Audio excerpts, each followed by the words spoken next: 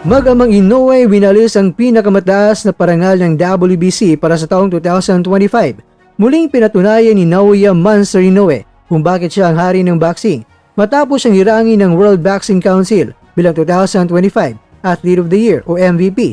Hindi rin nagpauli ang kanyang ama at coach na si Shingo Inoue na pinarangalan naman bilang Trainer of the Year. Ayon sa WBC, ang taong 2025 ay tinagurian na historic at hyperactive para sa Japanese superstar. Binigyan diin ng organisasyon ng pagiging invincible o hindi matalo-talo na si Inoue, lalo na't sumabak siya sa lona ng 4 na beses sa loob lamang ng isang taon.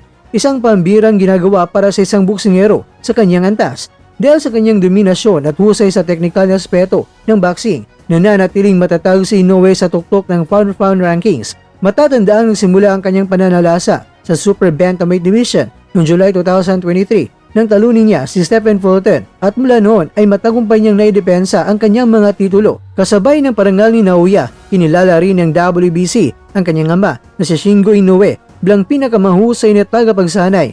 Bukod sa paggabay kay Naoya, si Shingo rin ang nasa likod ng tagumpay ng kapatid ni Naoya na si Takuma na kasalukuyang WBC World Bantamweight Champion.